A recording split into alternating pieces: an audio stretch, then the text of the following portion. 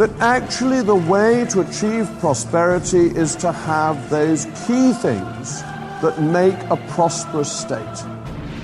The rights of property, the rule of law, freedom of speech, and democracy. All of these are essential components of success. If you take a single one of them away, you find that the others are not protected. So free speech protects democracy. Democracy protects the rights of property. The rights of property are part of the rule of law. The four always come together. We shall fight on the beaches. We shall fight on the landing grounds.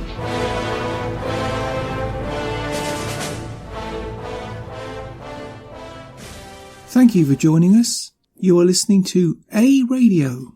And this is The Morning Moment. We're on weekdays, 11:45 Eastern. Follow us on Spreaker.com and click on the like button. Now, recently I came across a piece on Donald Tusk. If there was ever an example, a clear example of true interference in foreign elections, this must surely be it. Even though he is no longer in his position, he is still interfering in a foreign election. This piece comes from the Sun newspaper. The links will be on my site. Now, according to this piece from the Sun newspaper in the UK, Tusk was born in Gdansk in northern Poland. He was the son of a carpenter and a nurse. His grandfather was a railway official who was imprisoned in Nuragami, I think the name is, concentration camp, before being released and joining the Polish armed forces to fight Nazi Germany with the Western Allies. Tusk has credited his interest in politics to watching a clash between striking workers and riot police when he was a teenager. He later studied history at the University of Gdansk, graduating in 1980, and was active in the Student Committee of Solidarity, a group that opposed communist rule in Poland. That was Lech Walesa, by the way, if you remember that. What a great man he was. What he achieved. Extraordinary. Anyway, in 2001, he co-founded the Civic Platform Party, becoming the Prime Minister. As leader of the party after 2007 election, he won re-election in 2011, but stood down 3 years later to assume the post of European Council President in 2014.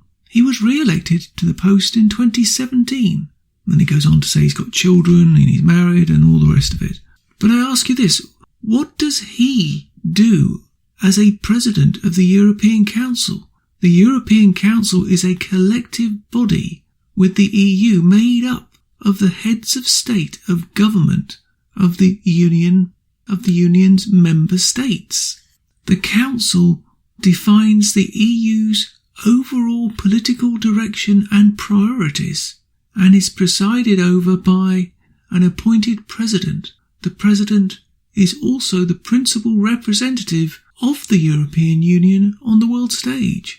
EU leaders appoint a full-time president for a term of 2.5 years, and the president can serve a maximum of 2 terms.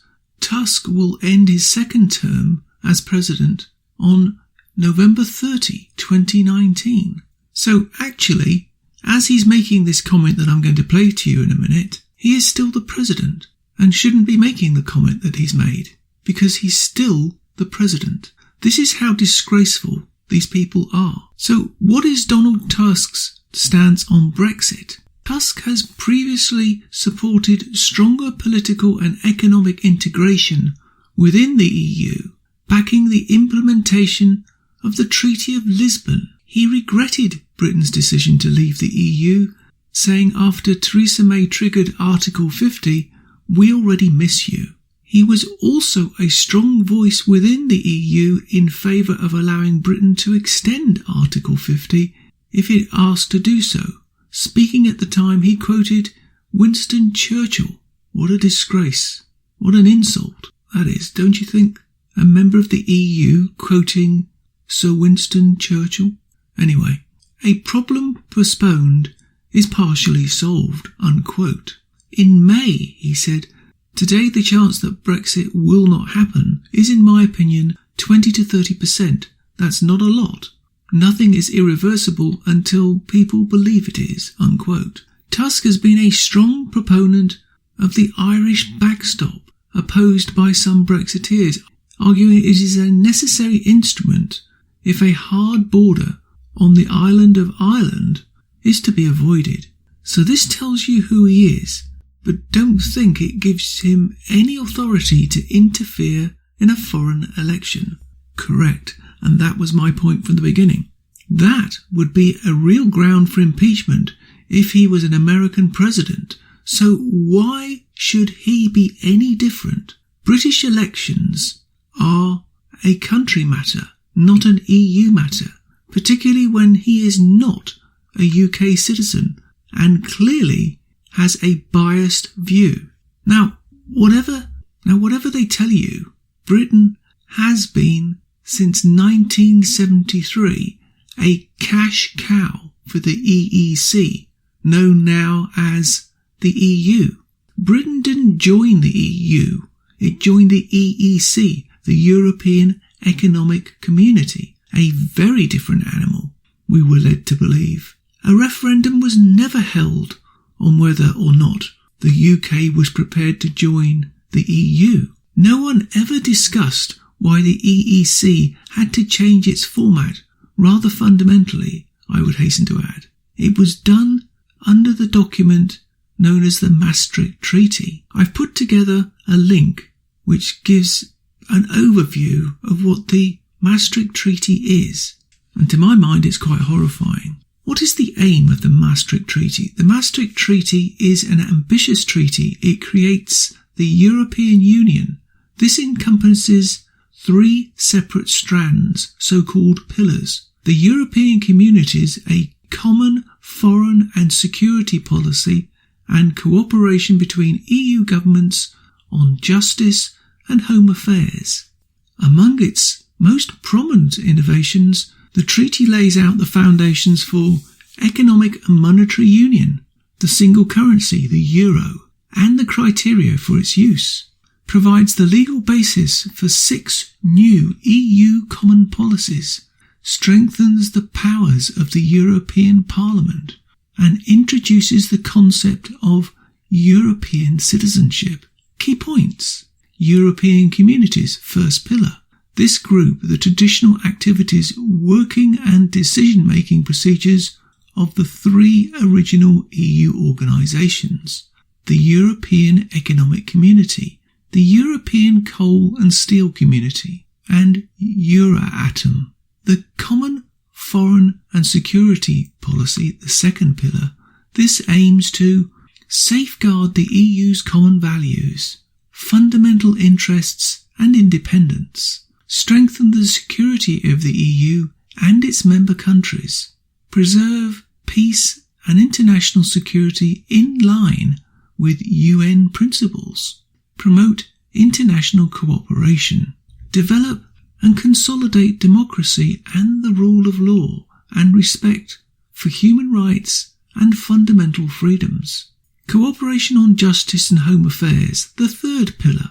This aims to provide the public with a high level of safety by establishing rules and controls for the EU's external borders, fighting against terrorism, organised crime, drug trafficking and international fraud, organising criminal and civil judicial cooperation, creating a European Police Office, Europol, for information exchange between national forces, controlling illegal immigration, developing a common asylum policy, economic monetary union.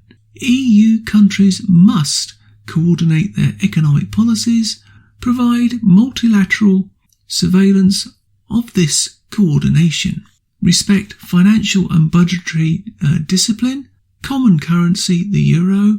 This is introduced in 3 stages.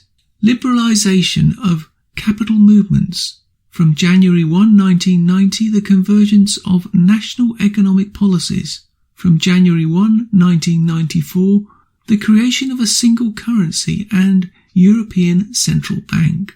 From January 1, 1999, at least, sets out criteria on inflation, levels of public debt, interest rates and exchange rates countries must meet before adopting the euro. Provides an opt-out for the UK from the third stage and subjects Danish participation to a national referendum. New policies. The EU is given responsibility for trans-European networks. 10. Industrial policy, consumer protection, education and vocational training, youth issues, culture, social protocol. This extends EU responsibility to promote employment, improve living and working conditions, and provide adequate social protection. Conduct a social dialogue, develop human resources to ensure a high and sustainable level of employment. Integrate people excluded from the labour market. The UK has an opt-out for the social protocol. European citizenship. This gives every national of the EU country the right to travel, live freely anywhere in the EU, vote and stand as a candidate in the European and local elections in the country in which they live. Diplomatic assistance and protection by other member countries, embassies and consulates. Petition the European Parliament and address any complaints of EU administrative malpractice to the European Ombudsman. Institutional changes. These include increased legislative powers of the European Parliament, more majority voting when EU governments adopt legislation, creation of a Committee of Regions, application of subsidy of principle whereby the EU will only act if this is more effective at an EU rather than a national level. From when does the treaty apply? It was signed February 7, 1992 and was entered into force November 1, 1993. Officially known as the Treaty of the European Union, the Maastricht Treaty marked the beginning of a new stage in the process of creating an ever closer union among the peoples of Europe by giving the previous communities a political dimension. You can read that online and I will put links to it. But you need to listen to those words very carefully, and that's why people have been fed up with the European Union for years. Let me give you some context. There are so many regulations, for instance, for a mattress, or food, or cars, or a tape measure. Anything you name, there's an EU regulation for it. When I lived and worked and ran my business in the UK, the regulations were coming out daily, weekly, monthly and yearly, non-stop. Things that were normal to people living in Britain were suddenly banned for no apparent reason. There were, and there still are, groups of bureaucrats doing God knows what, passing God knows what edict, which become law overnight, and no one even knows. They are unelected individuals. Imagine Congress being unelected in the United States and passing laws, and you had no redress, because that's what it is. That's what the European Union is. There is no redress because there is no European Union. It's a group of nameless, unrecognisable buildings. There is no one building you can go to. There's over 70 buildings. With all these people, they've got their own shopping places to go to that you, as an ordinary mortal, can't go to. And every so many days, they pack up all their goods and move from Brussels to Strasbourg because they don't want to upset the French. Now, the reason I'm talking about this is because so many people don't know what's going on in the EU. It's basically an unelected body of people running the EU.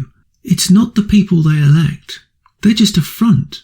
And Europe isn't far from democratic. They have already blocked free speech. And look what they've done on immigration. You wonder why people want to get out of the EU? Look at the immigration. They are pumping millions of illegals into Europe. Britain's population has gone up from just a little over 50 million when I was there to over 60 million people. 60 million people in a country no bigger than one of the Great Lakes. They have 30 million cars on the road. There's no room. The place is utter chaos, and they want to cram more and more immigrants into the country. There is no room. That is the pure definition of no room. And it's not for foreigners, people who don't live there, who are not citizens of the country, to make any comment about the election. It is the British people to decide. It is up to the British people to decide, not any member of the European Union. And the British people will make the decision on who they will elect as the next Prime Minister of the UK, not the EU. And it is the British people who will decide when they're going to leave the EU, not the EU. If anybody is in any doubt, they need to understand the British resolve. And it's not a question, as this guy says, trying to recover former glory. Britain's power is in its people, the talent it has to innovate, to create, to produce wealth for the country and the world. And for the European Union to talk as though Britain will be a backwater is that they do not know Britain, and they certainly do not know the British. Britain will never be a backwater, much to the chagrin of the EU. In fact, I predict the EU will collapse, along with the euro, in short order. The currency is a joke, and their economy is a joke. Socialism never works. Look at France. Look at Germany. Look at Italy. Negative growth. All of them. Socialism. And when you put on top of that all those illegal immigrants that Angela Merkel have forced upon the country of Germany, you're only left with chaos and anger. No, Britain wants no part of that, and it's chosen to leave it. Here's that peace, and make of it what you will, because I think he's a joke, and he certainly doesn't represent Poland in any great light, a great country who wrestled themselves away from the former Soviet Union, and they've got no desire to go back. The UK election takes place in 1 month. Can things still be turned around? Hannah Arendt taught that things become irreversible only when people start to think so. So the only words that come to my mind today are simply, don't give up. I want to tell you something I wouldn't have dared to say a few months ago, as I could be fired for being too frank. And today it is simply too late to impeach Donald, at least the European one.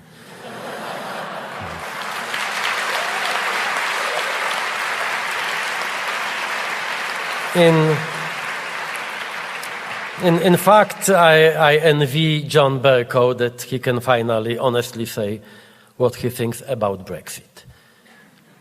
I will also touch upon this subject.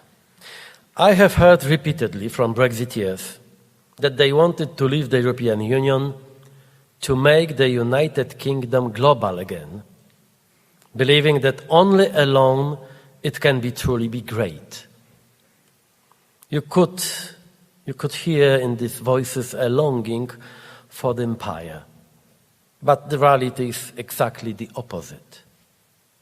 Only as part of a united Europe can the UK play a global role.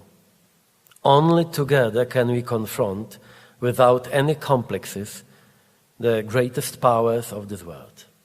In fact, I can say the same about Germany or France. And the world knows it. I have heard the same in India, New Zealand, Australia, Canada and South Africa, that after its departure, the UK will become an outsider, a second-rate player, while the main battlefield will be occupied by China, the United States, and the European Union. Why are they doing this? I was asked this regretful question everywhere I went. One of my English friends is probably right when he says with melancholy that Brexit is the real end of the British Empire. The UK election takes place in 1 month. Can things still be turned around? Hannah Arendt taught that things become irreversible only when people start to think so. So the only words that come to my mind today are simply, don't give up. In this match, we had added time, now we are in extra time. Perhaps it will even go to penalties. You can find more at aradio.wordpress.com, where you can find links to us on Twitter, Facebook, Instagram, iTunes, iHeartRadio, Gab, Spotify, and email. We're on Spotify under the podcast section. Type in Canadian Politics with a twist and you'll find us. We are continuing to reach out to you, so please pass these links on to your friends. Please click on the follow button on Spreaker.com. You can listen to all our morning moments at Spreaker.com/A-Radio, EHRADIO, A-Radio. And please click on the like button. Join us Monday, Wednesday and Friday at 11:45 Eastern and tell your friends and pass the word. We only tell the truth, not what the mainstream media want you to know.